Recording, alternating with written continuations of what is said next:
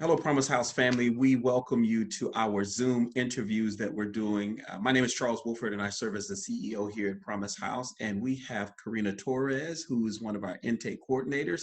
Hello, Karina. How are you? Good. How are you, Charles? Fantastic. Thank you again for being on this interview. We're going to spend some time just getting to know a little bit more about you and the work that you're doing at Promise House, specifically around our intake assessment and diversion division. So let's just start off right there. What is intake assessment and diversion here at Promise House? What does that look like? So intake assessment diversion looks like basically we're the face of Promise House and how every youth enters through. So intake usually starts by a phone call, getting referrals from different people in the community, and we usually talk to them, kind of get more information. Obviously, do our intake pre-screen to see if they would be eligible. We have a set of questions destined to the different programs that we have available. Assessment, we assess with our case managers from the programs. We assess with our supervisors and kind of see what else needs to happen for this youth moving forward, or if there's any other resources on the community that would suit them that we can give them at Promise House. And diversion is for those, we divert cases that maybe they're out of our range, our age range, and they're looking for something that we cannot help them with, and that's when we divert out to a different resource that we have a connection to during the process. So probably an IAD, intake, assessment, and diversion are kind of our follow-through steps that we do from the top to the bottom of how we process. Thank you for that explanation. So we know that amid COVID, there are new normals to some degree, as particularly as it relates to how families are functioning in a normal context. Has there been any changes that you've seen with regards to the type of calls that you're seeing since COVID has been impacting all of us? Anything different at Promise House? Yeah, definitely. I think ever since COVID started, obviously we knew that schools were going to work differently. The kids weren't going to be able to go to school. They're going to stay at home. So adding that to the parents who probably were staying at home kind of adds like more of, maybe problems or the kids acting out or stuff like that. So we're getting a lot of high volume of cases where parents are calling regarding just, wanting some counseling services or getting some advice to see what would be the best option for their youth. But definitely getting also volume of people who need rental assistance, people who, you know, because of their job loss, they can't afford to stay where they're at, and they're looking for a place, and usually they're around the 18 to 21 state age. So it's very different calls, but I think those are the kind of the volumes that we've been seeing a lot. So, Karina, is there some sense of distress with families? We hear in the news that abuse is up in some families, domestic violence, substance abuse as well. Is there a cadence to some of these calls that you're seeing a lot more increase in those type of calls as well? Yeah, definitely. My mentor in CPS, I still have contact with her, and also I compared to the CPS referrals that we get, it's kind of a lot of, stuff like that happening. Like you mentioned, substance abuse, domestic violence. Obviously, there was still a time period where the kids needed to go to school, but now they're at home. So that kind of creates more maybe a friction between the parents and the kids, and kind of, managing being around them more than they used to, which if you put it into context, I feel like when kids go to school, maybe they go to an aftercare, and then the parents. So these kids would spend more time at school and at a daycare than with the parent. So now it's like kind of reverse. So we definitely are seeing high volume in like CPS cases regarding those aspects, and I'll be staying at home. A lot of people are buying alcohol and stuff like that, kind of adding to that. Maybe a parent already having a problem, but we do our best and try and see what resources we can help them out with or guide them in the right direction, per se. Well, that seems like a lot. I know that there's not just one particular person in the intake department. So describe the operations a little bit more of what you all are doing and who's on your team and who works with you in the intake team. Yeah, definitely. So an intake, strictly intake department right now is all four of us: Jose, Galindo, Marcus Spears, and Demetria Brown. Demetria and Marcus do street outreach, but during obviously this COVID time, they are doing intake with us, which helps us out with the high volume of calls that we do. So pretty much with intake, me and Jose cover from the times to 7:30 all the way to like 11 p.m. But also adding Demetria and Marcus definitely helps us out because they have connection with people from the community, from DISD, kind of get referrals from different places, and they also overlap through our intake hours. So those are my coworkers, and we will be happy to assist anybody that calls through the intake department. So when you talk about assessments, explain that a little bit. So how are you determining, that an individual or a family that they would be a fit for Promise House? It depends on the program. So, for example, if we're talking about TLP, we kind of, obviously inform them kind of what TLP is, how long is the program, what requirements they need. They either be needing to work full time, go to school full time, or do half and half.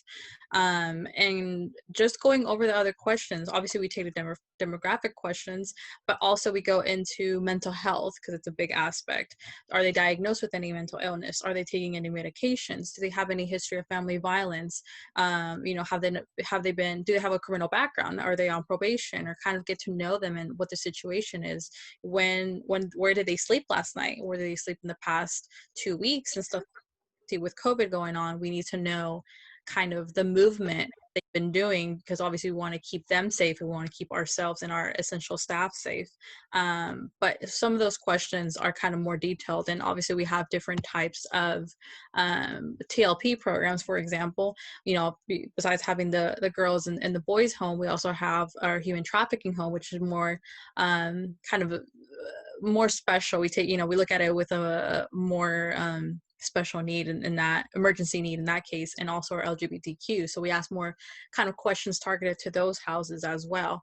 And then we also assess with the case managers because at the end of the day, after our intake, the case manager is the ones who are going to be managing their case on a day-to-day basis and kind of needing to know how the current house is and what youth entering is their personality, or if they're going to get along, or is it, you need to kind of talk to them and assess and kind of saying, okay, what do I need to watch out for? What do you currently have at the home that, you're looking for someone? If it really just depends. It's not anything cookie cutter. It's really depends on, what the case managers have at the moment and giving us tips on what we need to look out for.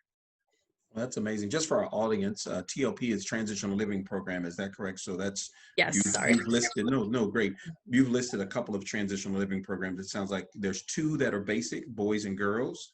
Your two human sex trafficking, and then two LGBTQ homes that you guys manage. Anything in the space of one of our programs is our pregnant and parenting teen moms home.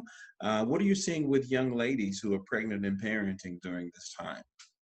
Usually, we're seeing a little bit more of that. Usually younger moms, Okay. they're from like 14 to 21, but we're seeing kind of in that 18, 19, 20-year-old range, who have discovered that they are recently pregnant and have nowhere to go. That's kind of the volume cases that we've been seeing. But maternity home is great. Working with Leatrice and Kiara, they've been really great to assess cases and kind of let us know, what their census is looking like, and kind of guiding us into perfecting our ways, because we're also, going to have another maternity home. So we definitely need to be on our toes and make sure we get the right details in. We're not really certain as to when school is going to start quite yet. I know there's indications that we're hoping that maybe at the beginning of the school year, but if not, it may be virtual. What are your indications right now, particularly as it relates to the volumes? If we, over the summer season, we know that usually referrals typically will increase. Do you have any thoughts or predictions of what you think the summer sessions may be looking like for intake? And if so, what may be some strategies that families and even our listeners can employ to help keep kids safe during this time, as far as calling us or referrals, and what would that look like? Well, that's a good question. I think during the summer, especially since the kids were having to do school at home, I definitely think it's a high volume that maybe they can get into situations where they shouldn't be getting into. That's where Right. parents kind of struggle to find a way, to handle them or find a way to manage them on top of, already working and stuff. But I think we'll get more of a volume in that aspect. So it's going to be, you know, it's going to be difficult to see how we're going to take that on, because obviously a lot of places, a lot of resources aren't back up opening, which is a struggle because you get calls from a parents really struggling and really getting to the point where they really have nowhere to go or don't know where to go, and it's hard for us to let them know what is open, what is not open, because a lot of places are still self quarantine. They're still not taking new intakes. So in those times, it's kind of, you just have to be there for the parent, because at the end of the day, I've seen things sometimes when they call, they want to vent out to someone and try and get at least something, and it's really hard to kind of tell them exactly what to do and where to go. We can only do so much, but I would just say try and keep calm, be patient. I think we're all are gonna have some psychological effect, all of us as a whole, regarding this COVID, because it's impacted our life so much that we don't know when the end is near to that. But I think just being open with our families and trying to be patient, and just really thinking of what you're going to do next, because this world is crazy and we don't know what to expect. But yeah, I don't have a clear Yeah. solution. Yeah, and that's tough during these times. But let me. We're so grateful for all the work that you are doing and that your team's doing here at Promise House. So I'm a family that is experiencing a little bit of distress right now. What is the number or the resources that I can call to get in touch with someone in your department? So what would that look like if I'm a family calling in? What number should I call, and how should I reach out to you all? Yeah, definitely. So if you want to reach us to do an intake or pre-screen over the phone, you call the Promise House number. It's 214-941-8578, and our extension to intake is 500. So that 500 line will ring on all of our lines. So we will all, are available to pick up.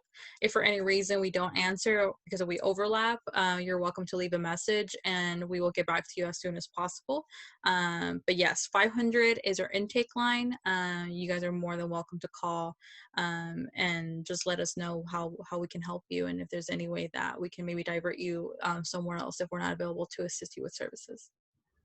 Well, Karina, thank you for all that you're doing, and we're so grateful that you are part of our team. And for those of our guests who are watching us for the very first time, we welcome your opportunity just to reach out to us. If you know that a young person is in distress, Promise House is here to serve you and your family. Karina, thank you for your time, and we so much appreciate all that you all are doing. You take care, and you have a great day, and be safe, okay? Charles, you too. All right, thank you.